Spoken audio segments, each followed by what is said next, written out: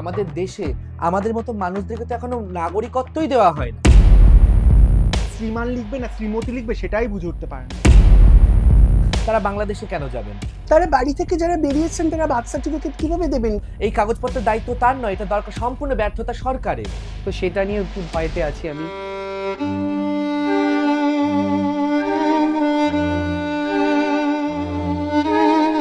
রাজ্য জুড়ে চলছে এসআইআর বা বিশেষ নিবিড় সংশোধন, যেখানে নতুন করে প্রমাণ করতে হবে আমরা ভারতীয়।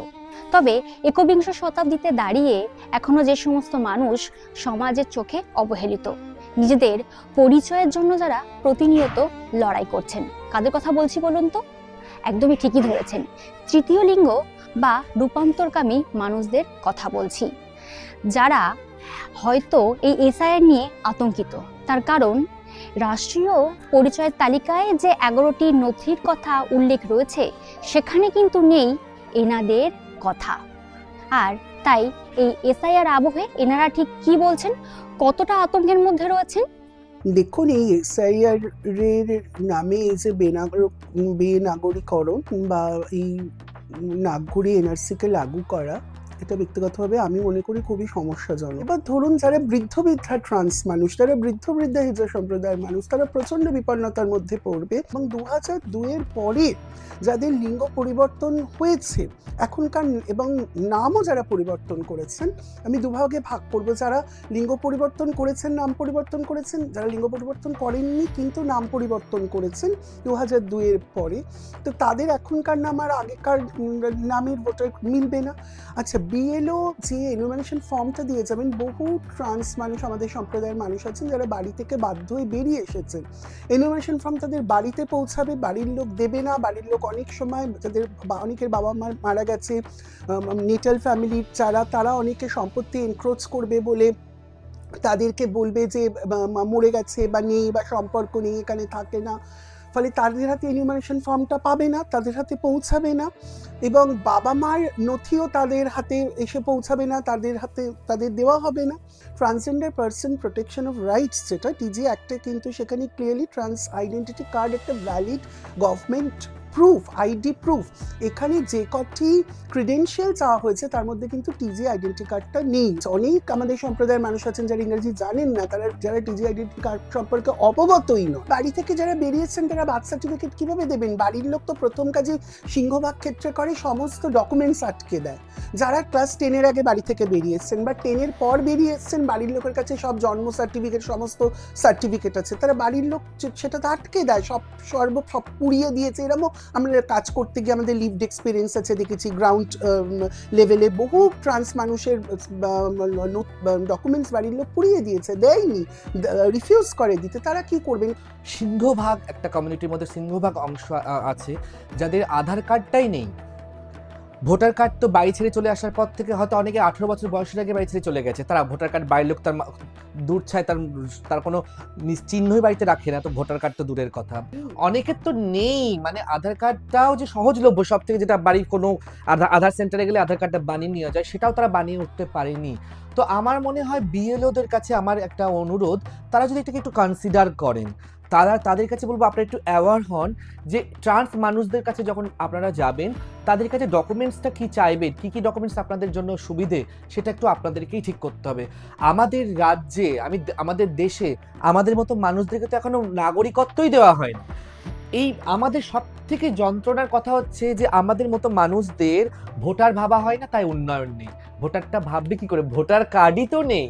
এই মানুষগুলো যে ভোটার কার্ড বানিয়ে দিতে হবে, এটা না নিয়েছে কেন্দ্র সরকার কোনো উদ্যোগ, না নিয়েছে রাজ্য সরকার কোনো উদ্যোগ না। প্রথম অধিকারই হচ্ছে ভোটারের অধিকার। এই ভোটারের অধিকার আমাদের মতো ট্রান্সরা এখনো পর্যন্ত পেয়ে ওঠেনি। তো এই এসআইআর তো অনেক দূরের কথা। আমরা এতদিন জানতাম যে আধার কার্ড বানিয়ে নিয়েছি মানে আমি এখানকার নাগরিক, আধার কার্ডটা আছে কোথাও, আমি একটু আধার কার্ড দেখিয়ে দেবো। অনেকের যেহেতু আধার কার্ডটা খুব সহজলভ্য, কিন্তু এই যে এখন এসআইআর আসার পরে যে ভোটার কার্ডের ব্যাপারটা যে এতটা গুরুত্ব দেওয়া হচ্ছে, ভোটার লিস্টের নামটা যে এতটা গুরুত্ব দেওয়া হচ্ছে, তো বহু ট্রান্স মানুষ তো ভোট দেন না। কিন্তু তারা তারা এই দেশে সম্পর্ক এখানে আছে, বাড়ির লোক এখানে আছে, কিন্তু বাড়ি থেকে বিচ্ছিন্ন, পরিচয় বাড়ির লোক পরিচয় দেবে না, সে বাড়িতে পরিচয় দিতে চাইবে না।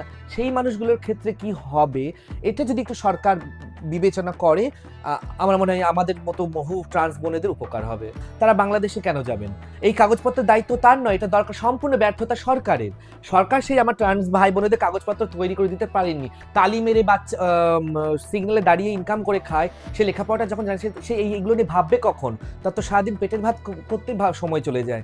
হ্যাঁ, অবশ্যই আমরা তো বঞ্চিত, আমাদের মতো মানুষেরা তো বঞ্চিত। প্রথমত আমাদের মতো যারা মানুষ আছে তাদেরকে ট্রান্সজেন্ডার মানুষ সম্পর্কে লোকের প্রথমে একটা ধারণা যে ট্রান্সজেন্ডার মানেই হিজড়া, মানে একটা এরকম একটা কনসেপ্ট লোকের আছে। ভোটার আই কার্ড ছিল তখন একটা অন্য ছবি ছিল, তো এখন আমার লুক চেঞ্জ হয়ে গেছে, আমি সম্পূর্ণ নিজেকে চেঞ্জ করেছি, কিন্তু কোনো ডকুমেন্টস আমার চেঞ্জ হয়নি এখনও। তো সেটা নিয়ে একটু ভয়তে আছি, আমি জানি না কি হবে। যাদের এখনো পর্যন্ত নিজের পরিচয়ের সাথে লড়তে হচ্ছে, কারণ তারা একটা পরিচয় নিয়ে জন্মেছে এবং সেইটা প্রমাণ করতে গিয়ে প্রচুর তাদের হ্যাপা হতে হয়। দেখুন, বাংলাদেশ থেকে আসে বা অন্য কোনো দেশ থেকে আসা মানুষগুলো কত ইজিলি দেখুন আপনি তারা পেয়ে যাচ্ছে আধার কার্ড। কত দুর্ভাগ্য আমাদের সিস্টেমের। দেখুন, আমাদের ট্রান্সজেন্ডারদের এখনো আধার কার্ডই হচ্ছে না, তাহলে এটা তো সিস্টেমের সমস্যা। তাহলে ভাবুন, তাহলে আমাদের নাম চেঞ্জ করার ক্ষেত্রে কত সমস্যা হতে পারে।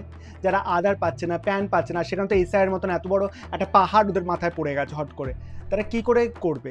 আবার অনেকের সেই পুরনো ফটো আছে, সেই পুরনো ফটোর সাথে বর্তমান তাদের চেহারার কোনো মিল নেই। এই সমস্ত বহু হাজার হাজার মানুষের এই সমস্যাটা হচ্ছে। সমস্যাটা হয় সিস্টেমে যারা বসে আছে তারা কিন্তু এখনো পর্যন্ত জানেই না যে কি কি ডকুমেন্টস নিয়ে একটা ট্রান্সজেন্ডারকে, একটা পুরুষ থেকে নারী হয়েছে যে তার কি ডকুমেন্টস লাগে, বা তার নাম চেঞ্জ করতে গেলে কোথায় কোন ফর্মটা ফিল আপ করতে হয়, শ্রীমান লিখবে না শ্রীমতী লিখবে সেটাই বুঝে উঠতে পারে না। বা নারীর থেকে পুরুষ হলে তাকে মিস্টার লিখবে না মিস লিখবে সেটাও বুঝতে উঠতে পারে না। যারা বিএলও আছে তারা নিজেরাই জানে না, তারা তো ট্রান্সজেন্ডার শুনলে ভাবছে যে বাবা মঙ্গল গ্রহ থেকে কোন এলিয়ান চলে এসেছে। ট্রান্সজেন্ডারটা আবার কি হাতে লাগায় না পায়ে লাগায় না মাথায় লাগায়? আগে তো হিজড়াই বলতো লোকে, তো ট্রান্সজেন্ডার কথাটা শুনেছে বলে এখন তাও একটু হলে নাক ছিটকাল বলে ও ট্রান্সজেন্ডার হয়েছে না, কি কি ডকুমেন্টস দিতে হবে সেটাও জানে না। আমাদের উপর প্রতিনিয়ত যে অত্যাচার হয়, আমাদের যে কর্মব্যবস্থা, খাদ্য, যে স্বাস্থ্য, যে সমস্যাগুলো আমরা পাই, সবাই সব কিছু জানে না। ঠিক আমাদের ক্ষেত্রে যখন হয় তখন আমরা আর তোমরা হয়ে যায়।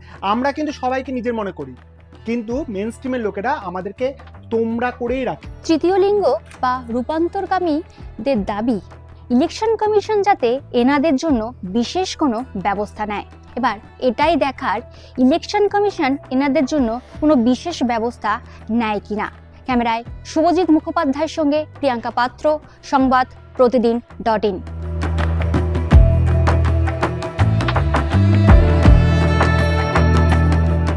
ফলো করুন সংবাদ প্রতিদিন ডিজিটাল।